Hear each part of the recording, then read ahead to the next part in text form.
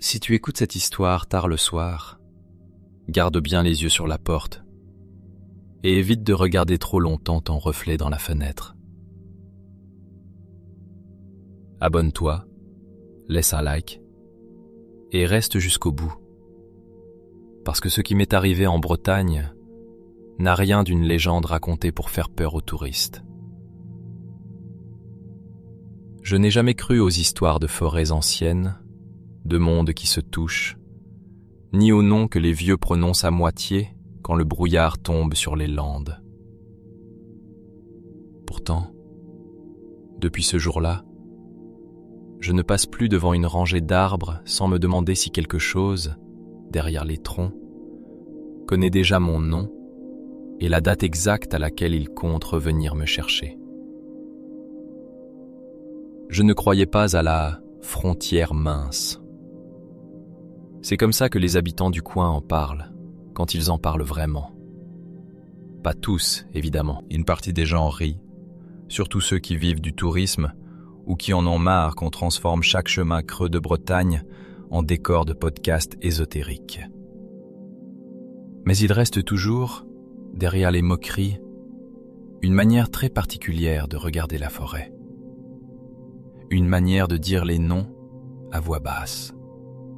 Brocéliande pour les visiteurs, Pimpon pour les cartes, le Val sans retour, la fontaine de Barenton, le tombeau de Merlin, l'Autier de Viviane, la lande, les étangs, les chaos de roches, les vieux chênes tordus, les chemins qui semblent revenir sur eux-mêmes. Tout cela compose une géographie très réelle, oui. Et en dessous, ou plutôt entre les lignes, il y a autre chose. Les gens du pays ne te disent pas forcément qu'ils y croient. Ils te disent surtout ce qu'il ne faut pas faire. Ne réponds pas quand la forêt t'appelle avec une voix connue.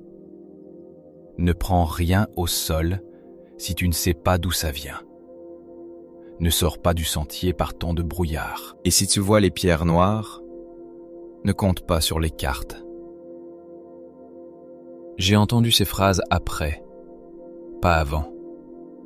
Avant, j'étais exactement le type que ce genre de lieu avale facilement.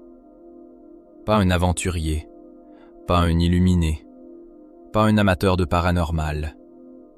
Juste un gars ordinaire, 32 ans, appareil photo en bandoulière, un peu trop de confiance dans son sens de l'orientation, et cette arrogance moderne qui consiste à croire qu'un endroit n'existe vraiment que s'il est bien balisé, bien documenté, bien géolocalisé. J'étais monté en Bretagne pour quelques jours de congé, seul, avec l'idée très simple de me vider la tête. Je travaillais trop, je dormais mal, et je traversais cette période triste où tout paraît fonctionnel sans être réellement vivant. Conduire longtemps, changer d'air, marcher, faire des photos, c'était une manière de redevenir un peu opaque à moi-même. Je logeais dans une petite chambre d'hôte à l'orée du massif, chez un couple de retraités qui avait transformé une ancienne dépendance en gîte propre et sans charme excessif. Le genre d'endroit où le petit déjeuner est trop copieux, où les confitures sont maison et où les gens te demandent vraiment si tu as bien dormi. Ils étaient gentils, mesurés, pas du genre à jouer les compteurs pour visiteurs en mal d'angoisse. Le premier soir, pourtant, quand j'ai dit que je comptais marcher dans la forêt le lendemain et sortir un peu des circuits trop fréquentés, la femme m'a regardé une seconde de trop avant de répondre. « Faites attention au brouillard. En octobre, il ne vient pas toujours pour la météo. » J'ai souri, persuadé d'entendre un reste de folklore local qu'on sert à moitié sérieusement pour donner du relief au lieu. Son mari, lui, n'a pas souri. Et si vous perdez le sentier, revenez sur vos pas tout de suite. N'essayez pas de couper. Il avait appuyé le dernier mot de cette façon un peu sèche qu'ont les gens quand ils répètent une chose qu'ils ont déjà vue mal finir chez d'autres. J'ai promis. J'ai hoché la tête, puis je suis monté me coucher en pensant surtout à la météo du lendemain. Le matin s'est levé gris, mais pas inquiétant. Ce gris breton vaste et doux qui avale les distances tout en gardant encore les reliefs lisibles. Une lumière de laine, rien qui annonce la catastrophe. Je suis parti après 10 heures avec mon sac, une gourde, quelques biscuits, mon téléphone chargé, un pull, mon appareil photo et cette assurance légère des gens qui marchent en journée dans un espace supposément connu. Le parking forestier n'était pas complètement vide.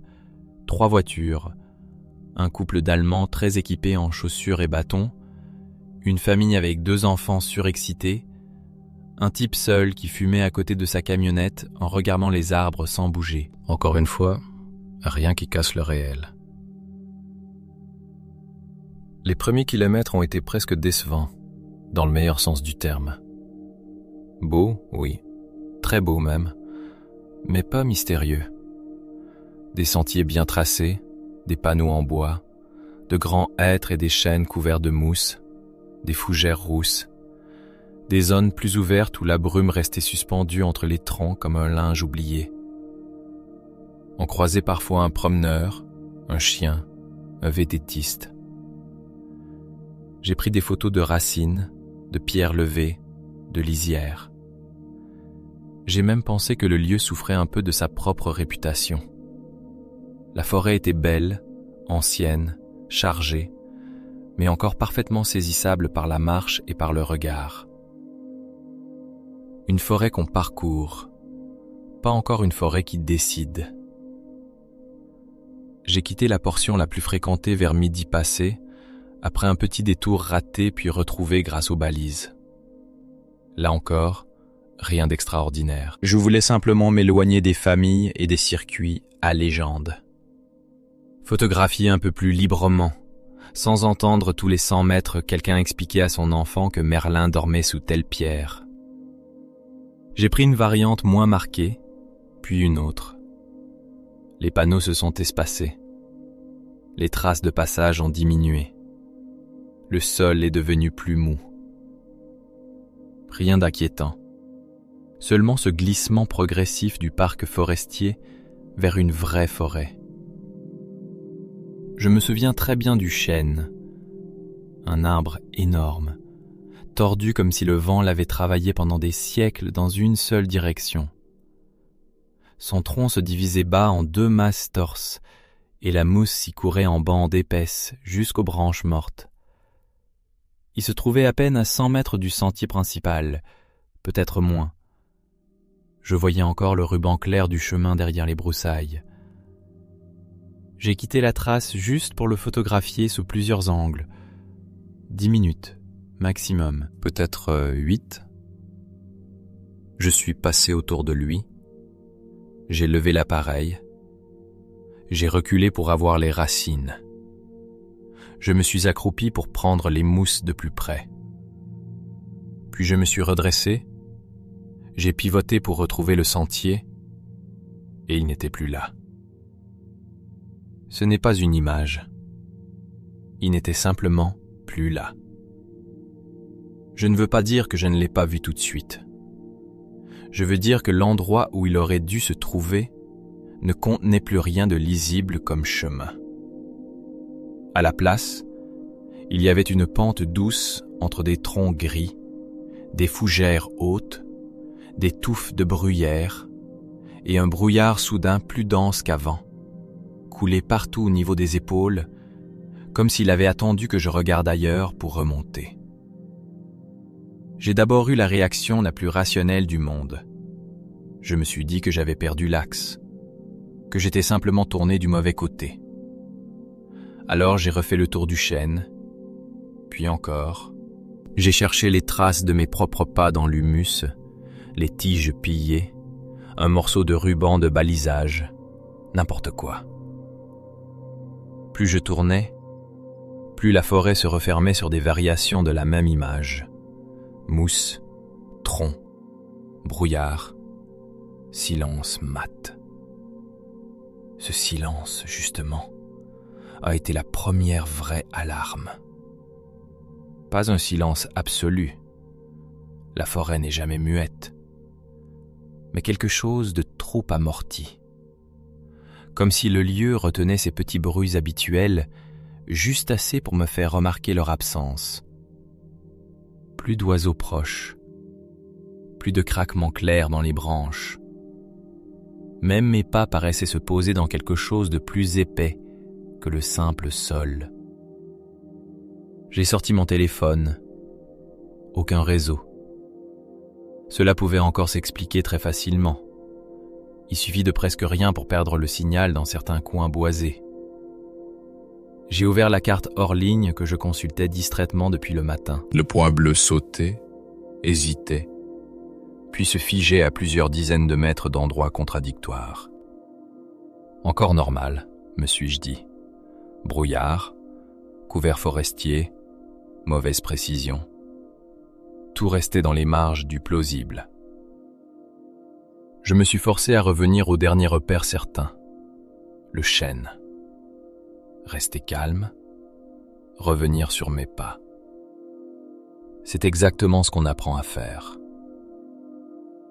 Le problème, c'est que la forêt a commencé à se comporter comme un lieu qui accepte le retour sans restituer l'origine. Je marchais droit quelques minutes, puis j'aboutissais à une zone de roches basses que je ne me souvenais pas avoir vue.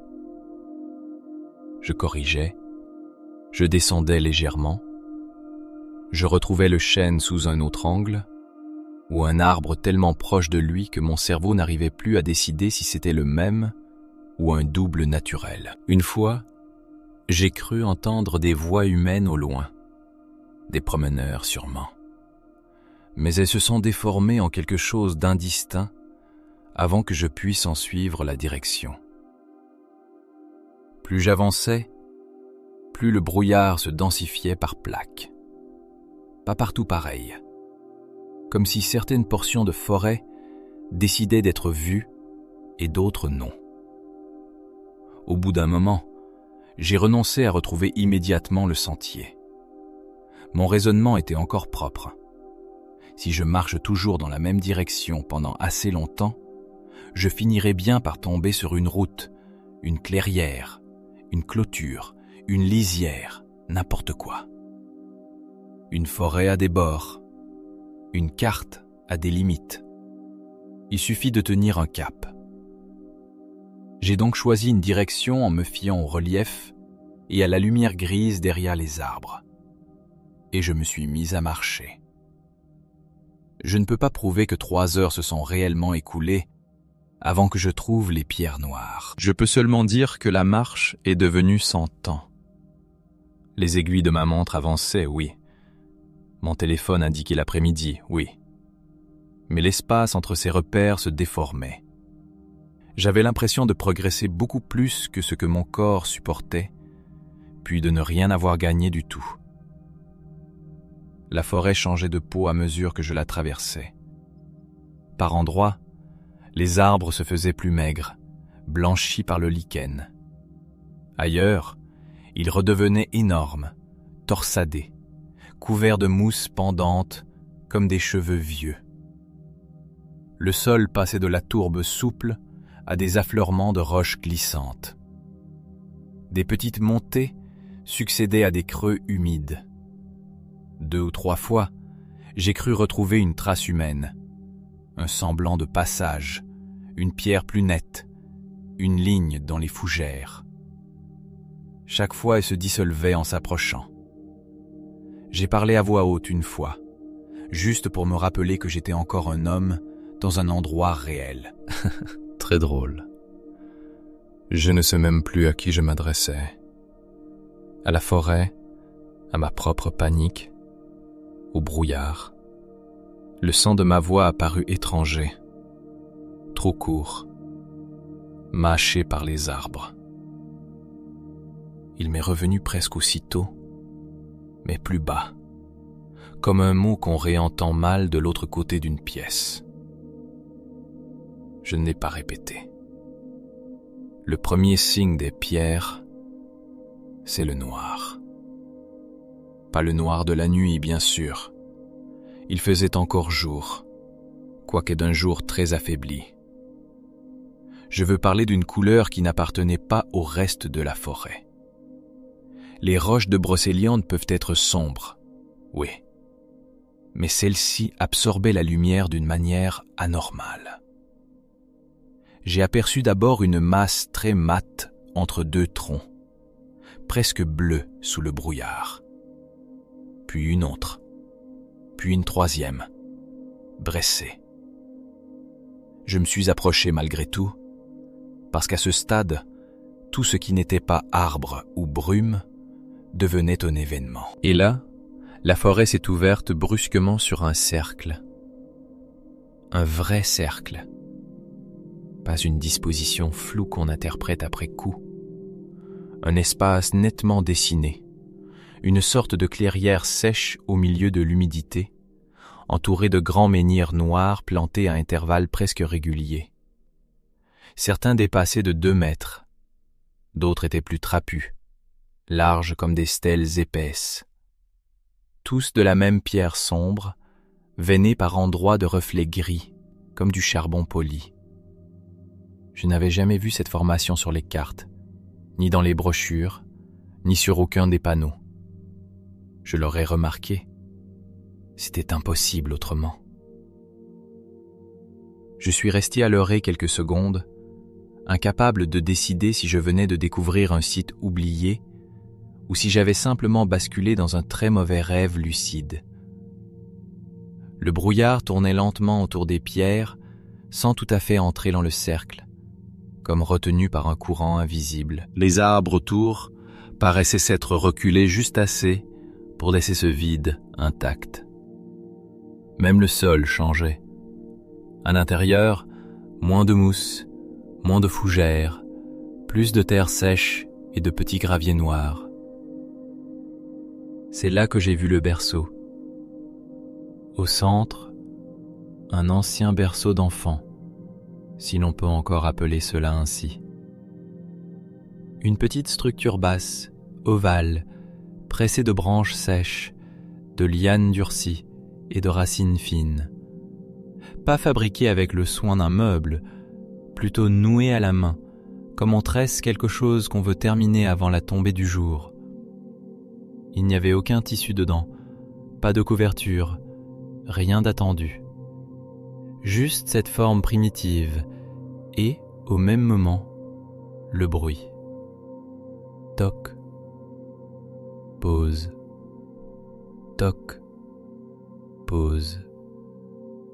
Puis de nouveau, très légèrement, avec une régularité presque insupportable. Le son venait de l'intérieur du berceau, pas d'à côté, pas du sol, de l'intérieur même, comme si quelque chose ou quelqu'un frappait doucement le bois avec de petites jointures, pas assez fort pour appeler au secours, juste assez pour dire « Je suis là ». Je me suis glacé de la tête aux pieds. Je sais ce que n'importe qui dirait, et je me le suis dit aussi sur place. Un animal coincé, une branche qui bouge avec le vent, un mécanisme naturel, n'importe quoi. Mais rien dans le rythme ne ressemblait à du hasard. C'était trop régulier, trop délibérément faible, comme si la chose à l'intérieur savait exactement quelle quantité de bruit produit d'effroi sans déclencher encore la fuite. Je ne sais pas pourquoi j'ai avancé. Curiosité, probablement. Ou ce point particulier de la peur, où l'esprit préfère regarder plutôt que continuer à imaginer derrière. J'ai fait un pas dans le cercle, puis un autre.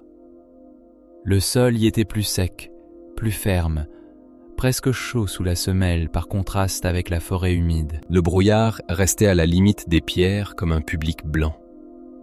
Le stuc, stuc. Le petit rythme dans le berceau continuait. Quand je me suis trouvé à 3 mètres environ, il s'est arrêté. Pas progressivement, d'un coup.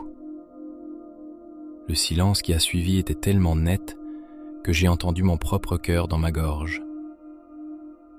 Puis j'ai entendu ma mère. Elle a prononcé mon prénom exactement comme lorsqu'elle voulait me faire entrer à la maison quand j'étais adolescent et que je tardais dehors. Pas un simple timbre ressemblant, pas une imitation grossière. La fatigue douce dans la fin du mot, l'attaque légèrement plus appuyée sur la première syllabe, cette manière de mettre de la tendresse mène dans l'agacement. Tout y était. Il m'a fallu moins d'1 seconde pour la reconnaître et bien plus longtemps pour accepter que c'était impossible. Ma mère était morte depuis 10 ans. Le berceau a parlé encore. Reviens. Je n'ai pas respiré. Je sais que je suis resté immobile parce que mes jambes ont commencé à trembler non pas de mouvement, mais d'arrêt forcé.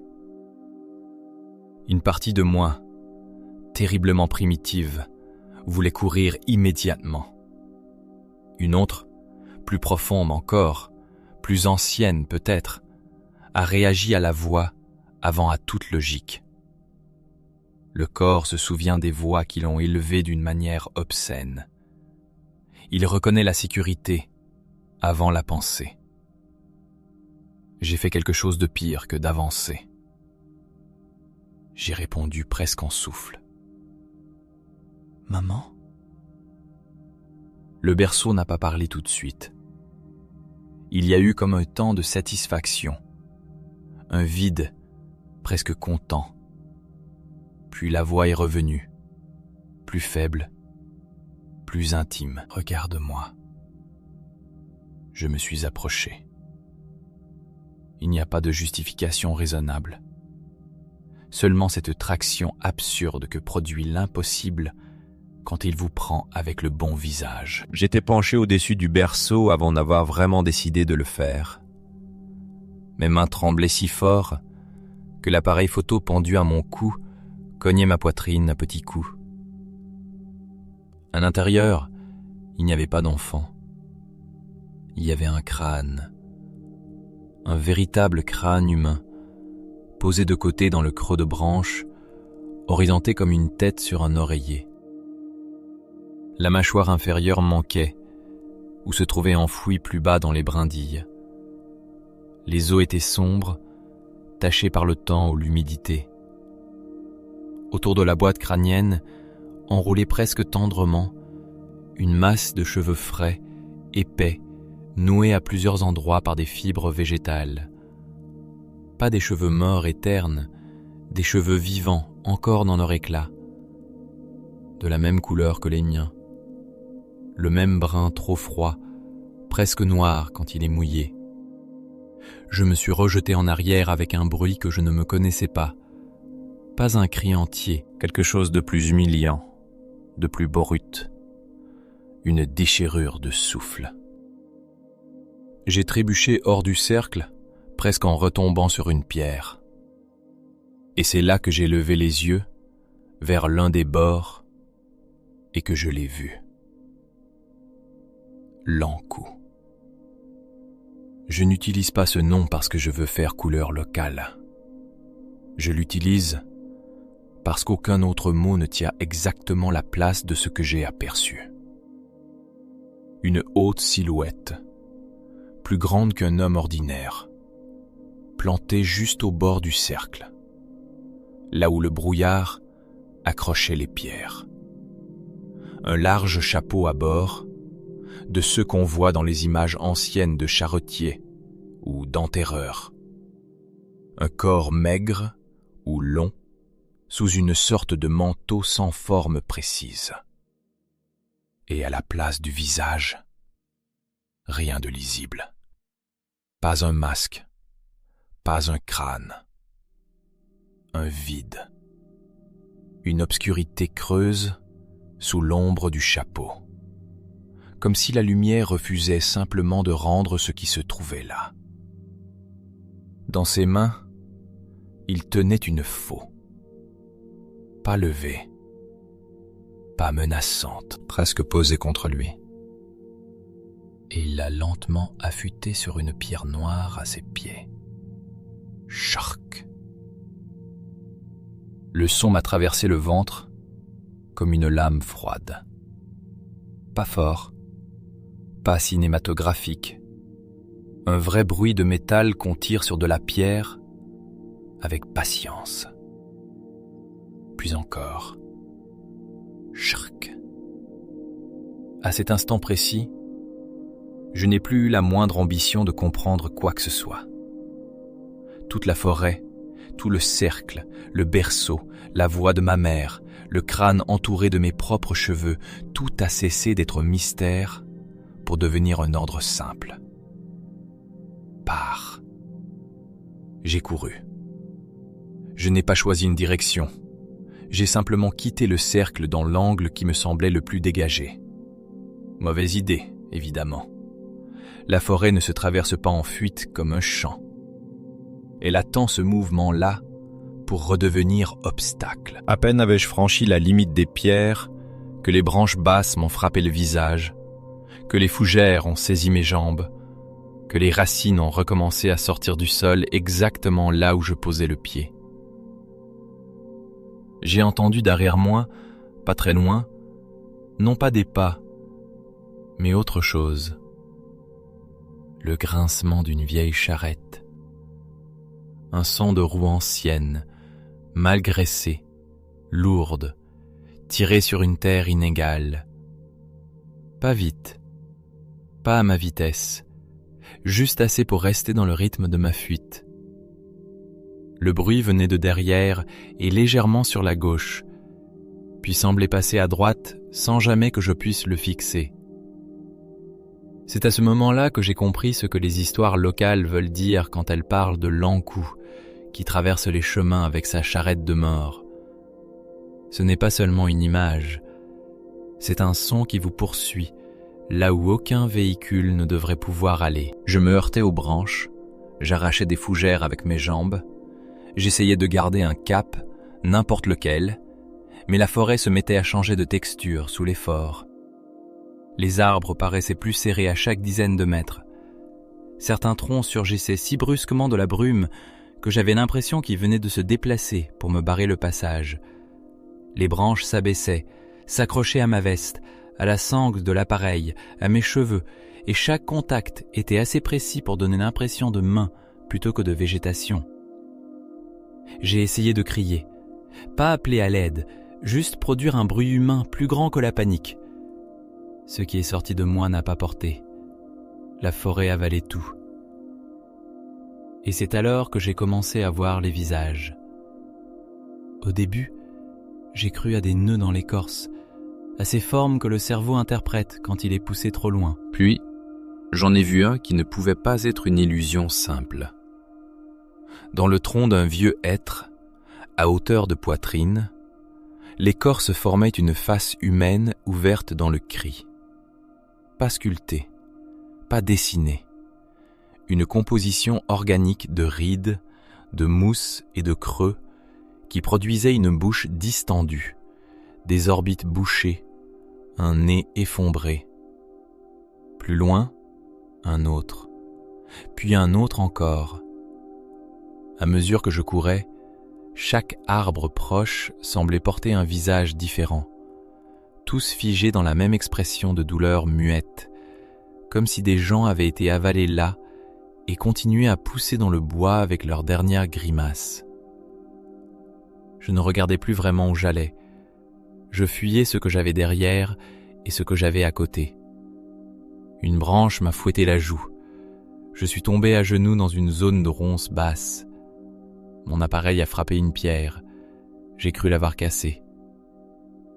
Le bruit de la charrette, ou de ce qui l'imitait, s'est rapproché d'un coup. Chrk, grincement. Chrk. Je me suis relevé dans la douleur et j'ai aperçu entre deux arbres la silhouette noire au chapeau.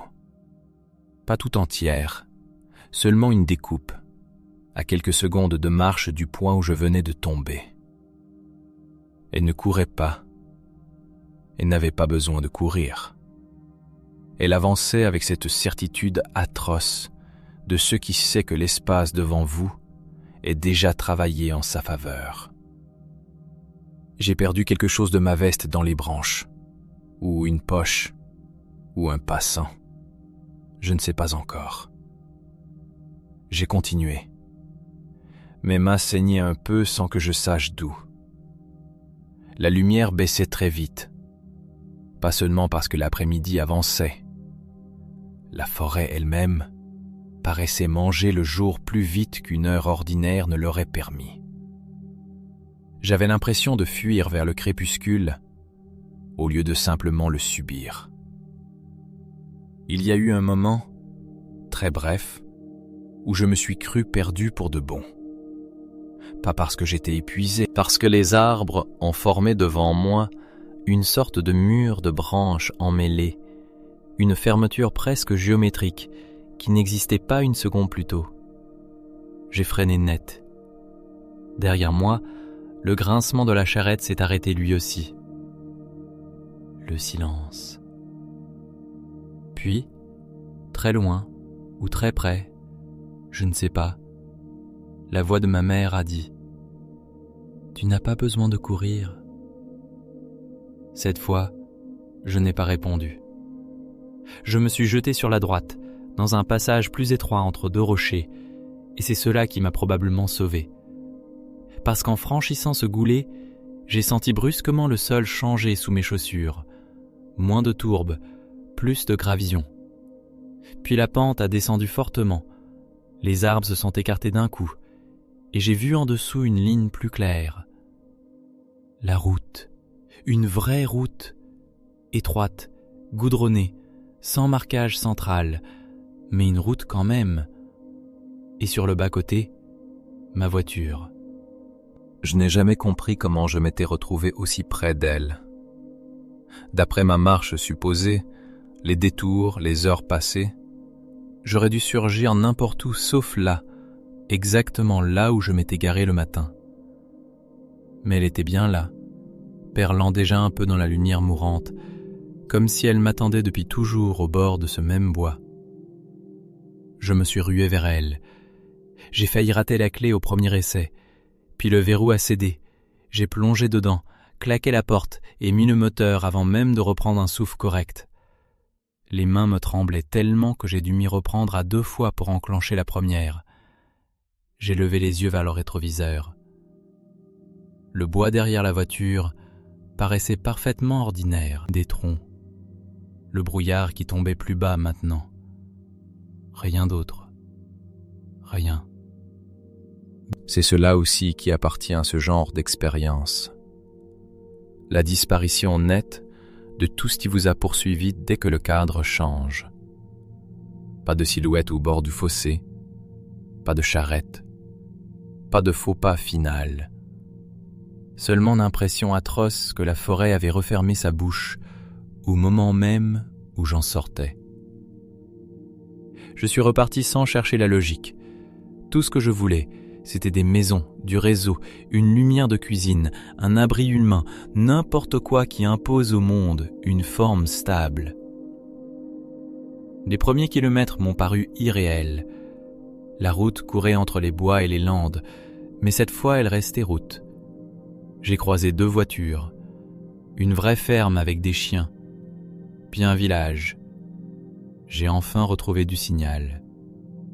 J'ai appelé la chambre d'hôte pour dire simplement que je rentrais tard, que j'avais tourné, que j'étais fatigué. Je n'ai pas raconté. Pas encore.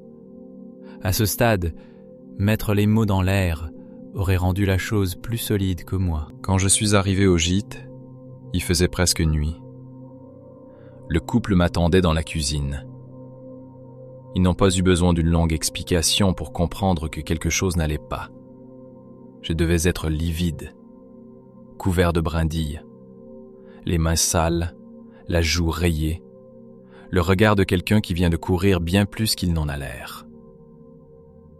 La femme m'a fait asseoir, m'a donné du thé beaucoup trop chaud. Son mari m'a demandé où j'étais allé exactement. J'ai dit le nom du sentier de départ, puis que j'avais voulu photographier un vieux chêne. Quand j'ai ajouté que j'avais trouvé un cercle de pierres noires avec un berceau au milieu, tous les deux ont cessé de faire semblant. Le silence qui a suivi n'avait rien à voir avec mon récit.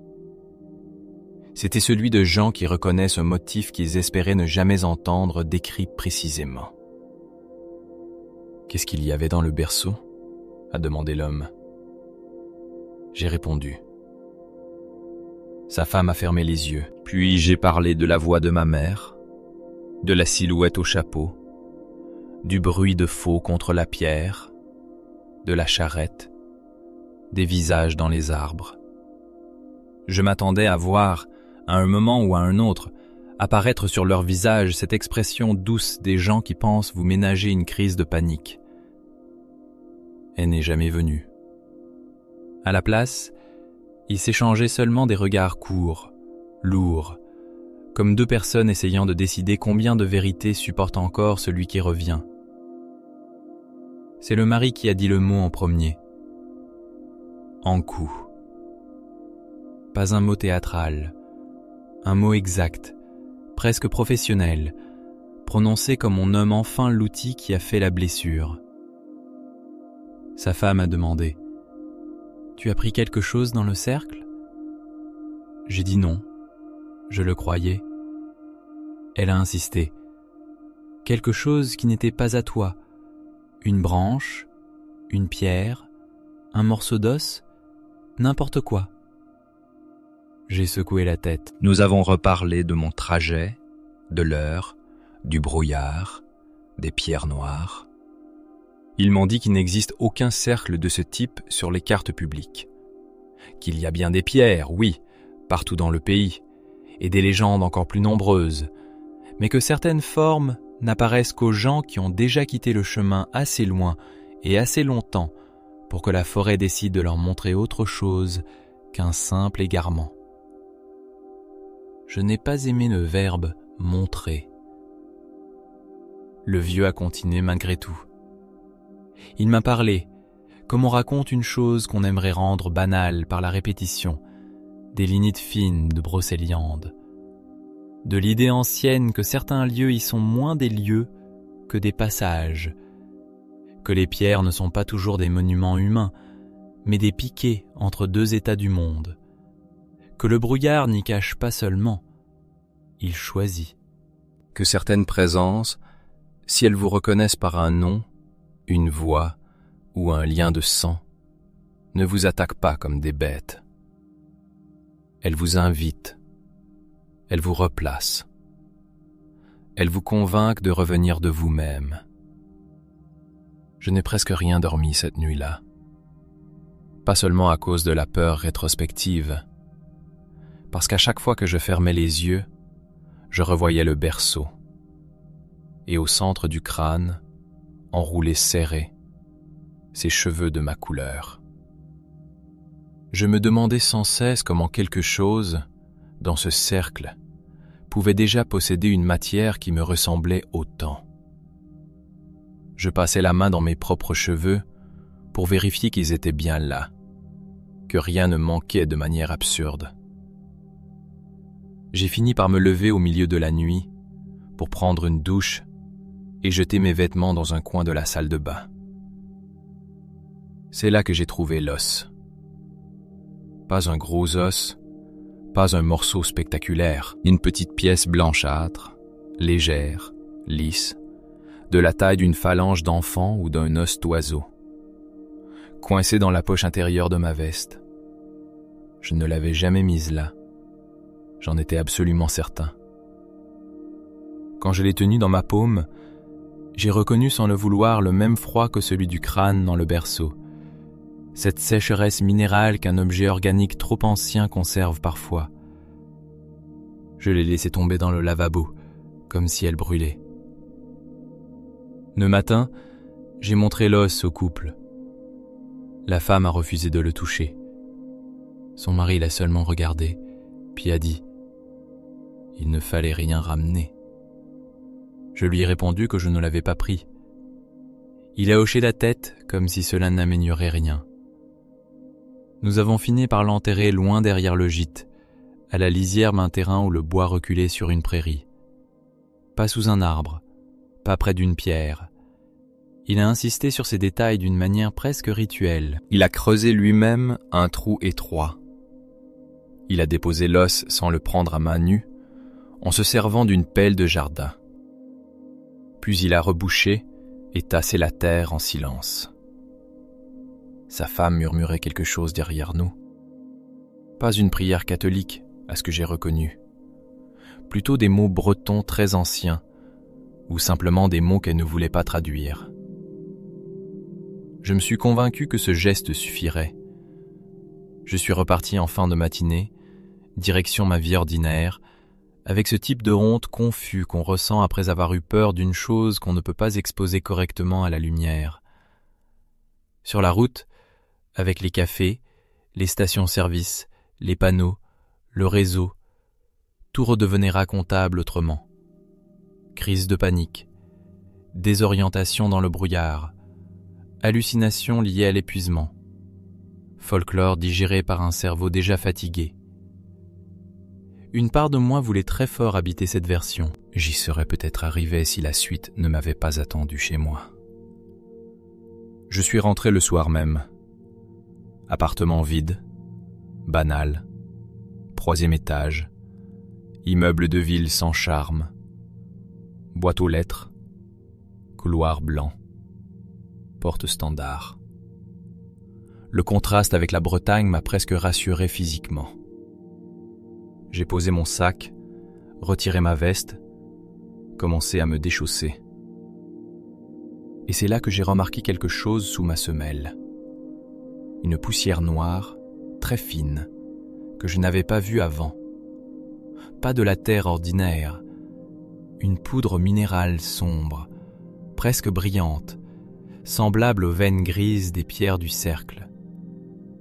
J'en ai retrouvé un peu sur le tapis de l'entrée, comme si la forêt, ou du moins son dernier lieu, avait tenu à entrer jusqu'au seuil. J'ai tout nettoyé, trop vite, trop nerveusement. Aspirateur, chiffon, sac poubelle. Je voulais ôter la Bretagne de mon appartement, l'expérience de mes objets, la sensation de la forêt de ma peau. Ensuite, j'ai préparé un repas sans faim et j'ai essayé de ne plus penser à rien. J'ai même regardé une série idiote pour réhabituer mon cerveau à une temporalité normale. Vers minuit, j'étais presque parvenu à me convaincre que l'affaire allait s'éteindre, comme s'éteignent certains cauchemars trop vifs le lendemain. Le matin suivant, quelqu'un avait gravé mon nom sur ma porte. Pas écrit au feutre, gravé, raclé dans le bois peint, avec une pointe, une lame ou un outil fin. Mon prénom et mon nom en entier. Les lettres n'étaient pas élégantes. Elles semblaient tracées lentement, méthodiquement, comme si quelqu'un qui les connaissait déjà les avait simplement retrouvées dans la matière du battant. Et en dessous, une date. Le lendemain. Pas celle du jour, celle d'après. Je suis resté planté là, la main encore sur la poignée intérieure, incapable de refermer ou d'ouvrir davantage. La cage d'escalier est vide. Personne n'avait entendu quoi que ce soit dans la nuit, selon mes voisins. Je les ai interrogés quand même, trop vite, avec un ton qui devait me faire passer pour plus fou que terrifié. Rien. Aucun bruit. Aucun visiteur. Aucun frottement suspect. Le concierge n'avait rien vu non plus. Je vis dans un immeuble banal où tout mouvement dans le couloir résonne, et pourtant quelqu'un, ou quelque chose, avait pris le temps de graver mon nom et une date sans réveiller personne. J'ai pris des photos. J'ai même commencé un message pour la police. Puis je l'ai effacé. Qu'aurais-je dit ? Bonjour, j'ai peut-être ramené une date de mort de Bretagne ? On m'aurait demandé si j'avais un ennemi, un ex, un voisin étrange, des menaces, un contexte. Je n'avais que cette forêt, un couple de vieux qui prononçaient l'encou comme un nom de métier, un os enterré, et la sensation atroce que quelque chose n'essayait pas de me menacer, mais de m'annoncer. Toute cette journée-là a été une attente. Pas de travail réel possible, pas de pensée suivie. Je tournais autour de mon propre appartement comme autour d'une chambre d'hôpital. Chaque bruit du palier me faisait lever la tête. Chaque vibration du téléphone me donnait envie de ne pas répondre. Je regardais sans cesse la date sur l'écran. Le lendemain. Ce simple mot suffisait à transformer les heures en matière lourde. J'ai appelé la chambre d'hôte en Bretagne. C'est la femme qui a répondu. Je lui ai décrit la porte. Elle ne m'a pas demandé si j'étais sûr. Elle a seulement dit « Ne restez pas seul demain soir ». Puis, après un silence, et surtout, ne répondez pas si quelqu'un vous appelle avec une voix connue. J'ai voulu lui demander quoi faire d'autre, comment annuler, comment rendre ce qui m'avait suivi. Elle a hésité, puis m'a conseillé de sortir de chez moi avant le coucher du soleil, de dormir ailleurs, dans un endroit éclairé, si possible près de circulation, et de ne rien emporter de la forêt sur moi. Je lui ai dit que l'os avait été enterré. Elle a répondu « Ce n'est pas toujours l'objet qui suit. Parfois c'est le regard. » Je n'ai pas trouvé cela très utile sur le moment. J'ai tout de même obéi autant que possible. J'ai appelé un ami à l'autre bout de la ville, inventé une histoire à moitié vraie sur un problème dans l'immeuble, et je lui ai demandé si je pouvais squatter son canapé le lendemain soir. Il a accepté sans hésiter. J'ai préparé un sac le jour même pour ne rien avoir à faire sous tension. Et quand la date est arrivée enfin, ce lendemain gravé sur ma porte, j'ai quitté l'appartement bien avant la tombée du jour. J'aurais aimé dire que cela a suffi.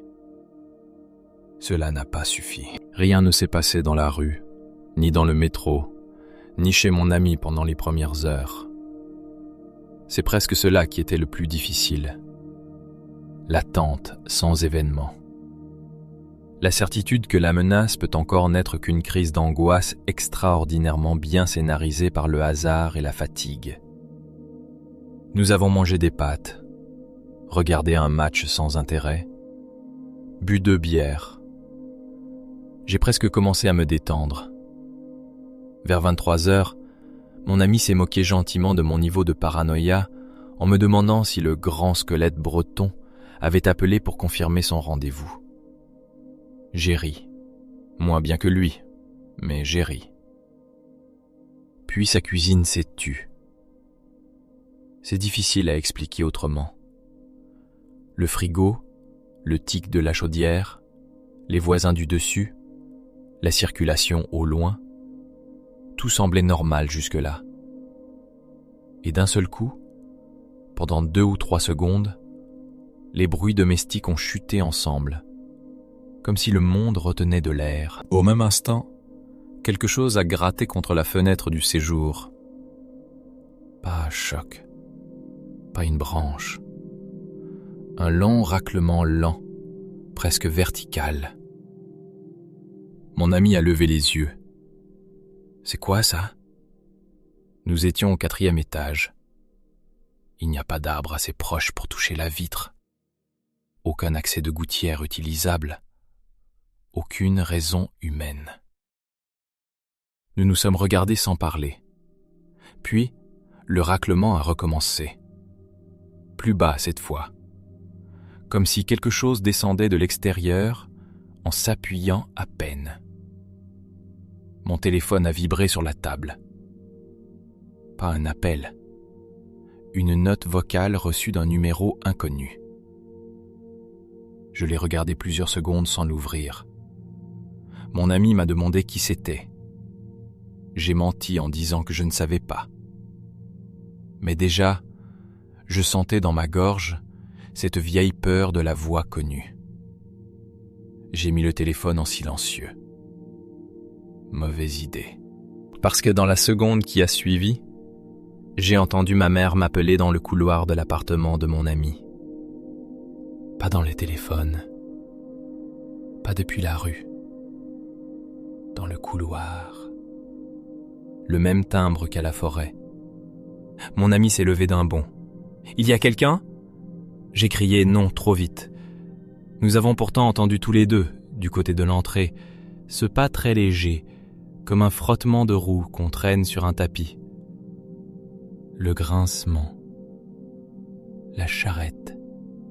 Je n'ai jamais aussi vite avoué une histoire impossible à quelqu'un. Tout est sorti d'un coup, mal formulé, sale, ridicule, mais assez pour qu'il voie sur mon visage que je n'étais plus dans l'imaginaire pur. Nous avons allumé toutes les lumières, ouvert la porte du couloir d'entrée, vérifié la cage d'escalier. Personne. Rien. Juste un silence compact et, en bas, la porte d'immeuble bien fermée. Quand nous sommes revenus dans le séjour, la note vocale s'était ouverte toute seule, où j'avais effleuré l'écran sans m'en rendre compte. J'entendais un souffle, puis ce bruit faible et régulier. Toc. Pause. Toc. Le même petit coup de jointure dans le bois que dans le berceau. J'ai éteint le téléphone sans écouter davantage. Je n'ai pas dormi cette nuit-là. Mon ami non plus, vraiment. Et, chose étrange, rien d'autre ne s'est produit jusqu'au matin. Comme si la date inscrite sur ma porte n'annonçait pas un événement brutal, mais un contact, une visitation, une manière de me dire « Je sais déjà où tu vis maintenant, même si tu fuis ailleurs pour une nuit. » J'ai cru ensuite que le phénomène allait s'épuiser, mais ce n'est pas ce qu'il a fait. Il s'est installé autrement. Au travail, certains jours, j'entendais le bruit de faux contre la pierre dans le frottement d'un rideau métallique. En passant devant un chantier, le grincement d'une benne sur son axe me faisait tourner la tête avec la certitude irrationnelle qu'une charrette allait apparaître au coin de la rue. Une fois, dans le reflet noir d'une vitrine après la pluie, j'ai cru voir derrière mon épaule le large bord d'un chapeau qui n'appartenait à personne. Et surtout, les voix. Pas toujours ma mère, parfois mon père, parfois un ancien ami que je n'avais pas vu depuis des années. Toujours à la limite de l'audible, jamais assez pour qu'un autre les confirme, toujours avec cette intonation parfaitement juste qui fait décrocher le corps avant la pensée. J'ai fini par retourner en Bretagne. Pas tout de suite. 3 semaines plus tard, épuisé de ne plus vivre normalement, j'ai repris la route pour la chambre d'hôte. Le couple n'a pas semblé surpris. On aurait dit qu'il m'attendait précisément pour cette étape-là. Cette fois, le mari m'a parlé plus clairement. Il m'a dit que certaines rencontres avec l'encou ne signifient pas une mort immédiate. Parfois, selon eux, cela signifie qu'on a été compté, repéré, aligné dans une série qui n'a pas besoin d'être close tout de suite. Le nom gravé et la date du lendemain n'étaient peut-être pas l'annonce de ma mort physique, mais la date à partir de laquelle j'étais devenu accessible à quelque chose. Il a ajouté qu'il existe dans la région des manières anciennes de décrocher un nom quand il a été pris dans le mauvais lieu, mais que cela suppose de revenir à l'endroit du cercle. J'ai refusé immédiatement. Puis j'ai accepté le lendemain matin. Je ne raconterai pas tout ce second trajet, pas parce qu'il serait moins terrible, mais parce que je ne suis même pas sûr de ce que j'y ai compris. Nous n'avons pas retrouvé le cercle comme on retrouve un site de randonnée. Nous avons trouvé, après des détours, un espace de pierres basses, oui, des roches noires, oui, mais pas la même géométrie nette que celle de ma première vision.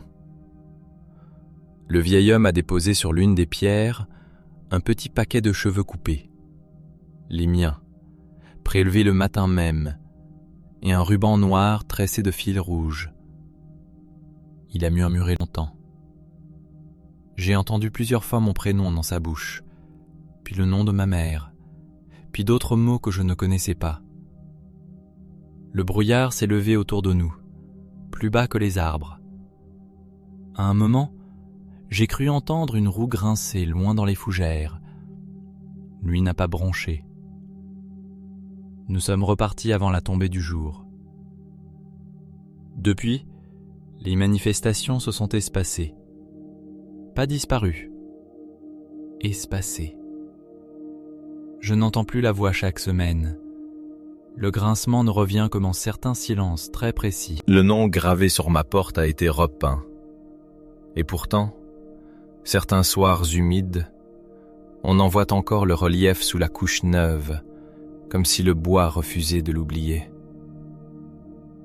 Je vis avec ça, comme on vit avec une maladie chronique dont on ne connaît pas les déclencheurs exacts, en surveillant les signes, en évitant certains endroits, en gardant pour soi l'essentiel pour ne pas devenir, aux yeux des autres, celui qui a été mangé par une légende locale. Mais il y a une chose que je n'ai jamais dite à personne avant maintenant. Le lendemain de mon second passage en Bretagne, j'ai regardé l'une des photos prises le jour où je me suis perdu. Presque tout était banal. Arbres, mousse, pierre, brouillard. Puis il y avait celle du vieux chêne, la dernière prise avant la disparition du sentier. En zoomant dans l'interstice entre les deux grosses branches, tout au fond, là où je n'avais vu qu'ombre et lichen sur le moment, apparaît un petit berceau tressé très loin derrière le tronc. Comme s'il m'attendait déjà avant que je le trouve. Et si je pousse encore le zoom, juste à la limite du grain, on distingue quelque chose de plus sombre au-delà. Une forme haute, un large bord de chapeau, et ce qui pourrait être le mince éclat d'une lame en train d'être patiemment affûté.